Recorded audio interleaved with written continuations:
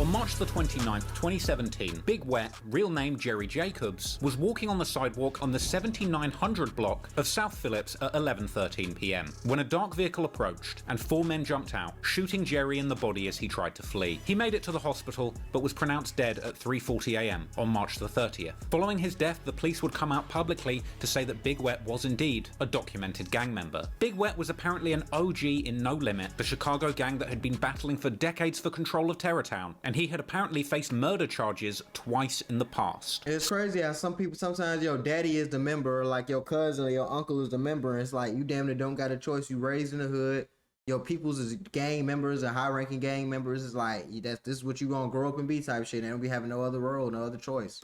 Some have suggested that Big Wet's killer may have been shooter shells from Black Mob, but for the record, others have contended this version of events. But much more shocking than the actual murder of Big Wet was actually what came next. Because less than 24 hours after the murder of his father, Big Wet, Lil Wet, aka Wet 'em Up from No Limit, would hit the streets in a fit of rage hoping to get revenge. Police would later claim that Lil Wet went into the Nadia Fish and Chicken restaurant at the corner of East 75th Street and South Coles Avenue, this being within a mile of his father's death location. Outside the restaurant was 4 men. 2 were chased into the restaurant and fatally shot in front of shocked diners, and the 2 other men attempted to run away, ultimately being chased down and fatally shot dead in 2 different nearby parking lots. And apparently 2 of the deceased men were blood brothers, visiting their mother who worked at this restaurant, with their own grandmother being seen, pictured by the news, breaking down at the scene upon discovering the tragic news, and would later appear in an interview with local news at the scene of the crime, with the distraught mother being led away from the scene in tears. Have any idea what you want to do this to your child?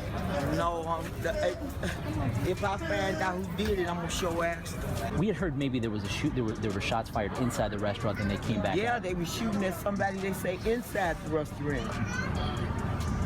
My boys just got in the way, I guess. So they were shooting inside. They got 2 bodies inside the restaurant of somebody else's kids, I imagine. They said it's 2 boys inside the restaurant. So if they got 2 bodies inside and 2 outside, oh, they just killed a whole bunch of kids up today.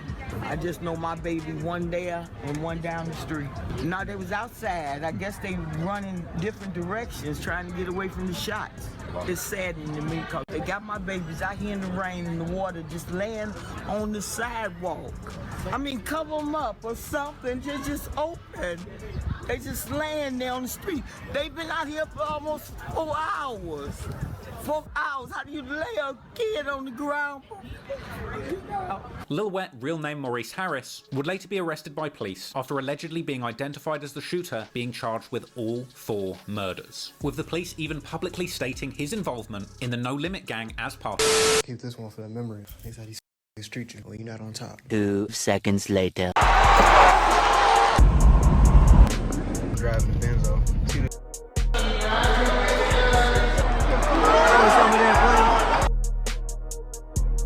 of the Black Pea Stones, with the cops quickly fixating on the murder of his father Big Wet the day before as a clear motive, with the arrest for this mass shooting that claimed 4 lives even making it to the TV news, which is a rarity in Chicago where murder is so commonplace. Well, police make an arrest in a shooting that killed 4 people in the South Shore neighborhood. The suspect lost his father to gun violence just the day before. Police say the 2 cases are related and both are tied to gang conflicts. Tonight, 1 man is in custody, 19-year-old Maurice Harris, and investigators say he is not cooperating with them. Police say the quadruple murders outside this South Shore restaurant were a planned execution in retaliation for the murder of Maurice Harris's father, Jerry Jacobs, who, like his son, was a documented gang member. Jerry Jacobs is murdered.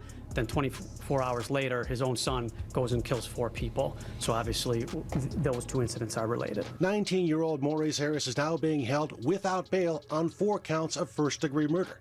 It is his first charge as an adult, but not his first run-in with Chicago police. While I can't go into the specifics into his extensive juvenile history, as we've seen too many times before here in Chicago, he's no stranger to CPD. Nor is he unfamiliar with using an illegal handgun. Tonight, in the South Shore neighborhood, the Chicken and Fish restaurant is open again.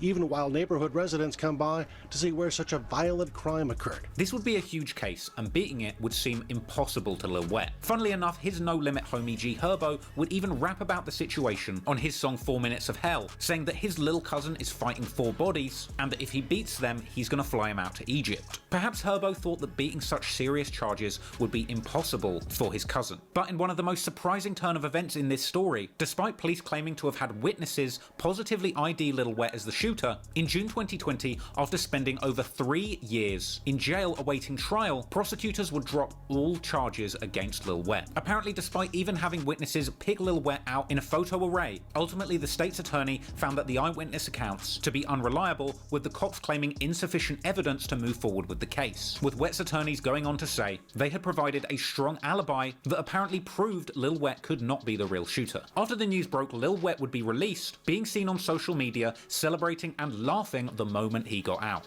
Shit crazy. And the craziest part about all this shit is he was in the county for 3 years waiting to even go to trial. He didn't even go to trial yet, bro. So 3 years before trial, probably gonna take 2 years for your trials. Now you 5 years without even getting your sentence. And hopefully, if you do get sentenced, goddamn, they let your shit like, oh, they add the time served already. Sometimes they don't be doing that.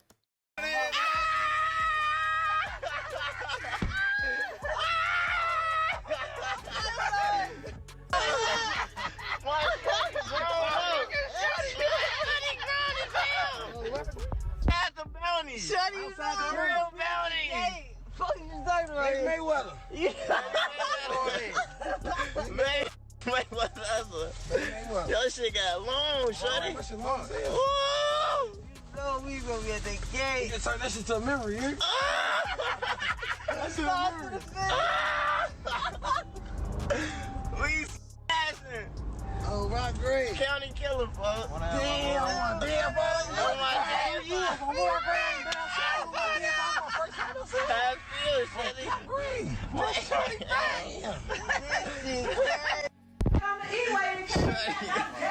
Shorty came out long time. Tell him. I waited. Shit. And Lil Wet would even go on to open up about beating these charges in a 16 Shot 'Em interview, sporting an enormous smile and taking an enormous hit on the blunt when 16 asks him about his father being murdered. So I want to go back to like around the time, like with the situation with your father. Like, first of all, I want to say RP to your father. But you know, like when that happened, you got the news. What were you like? What was you doing?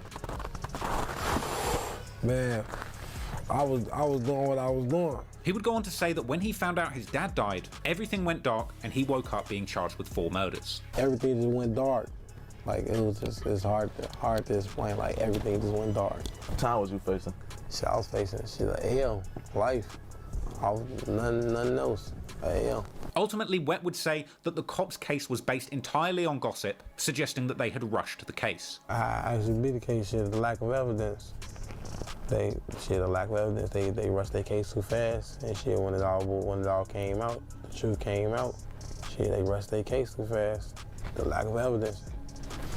So what evidence was they using, or was it just like some type of... He say, she say, you know how the streets just talk. It's also worth noting that according to NBC News, Lil Wet and his family had apparently previously filed a lawsuit against Chicago police in relation to an illegal strip search that was carried out when Lil Wet was just a minor. But NBC5 has confirmed that last year Harris's family filed a federal lawsuit against the department related to an alleged incident involving a strip search by 2 off-duty Chicago police officers when Harris was just 14 years old. One officer involved has since left the force. The department is not commenting on that case. Ultimately, despite claims of an open and shut case, Chicago police would drop all the charges and Lil Wet would be a free man once again. Now, for the record, many believe that there is perhaps much more to the story, and if police truly didn't have enough evidence to convict Lil Wet, then surely someone else must have done the crime. But regardless of who you believe was truly responsible, Lil Wet would return home free of any consequence at all. There's never no telling who committed these bodies in the hood, bro. That's why it's just best to get out the hood, because you're going to think you know what's going on, you're going to come to these trenches, and you're going to realize real goddamn fast you don't know what the hell's going on. So it's better to stay out the way before you get in the way, and you get, you know what I'm saying? You got to get down and lay down, and sometimes niggas going to make you lay down. They ain't going to goddamn ask you no questions, you feel me?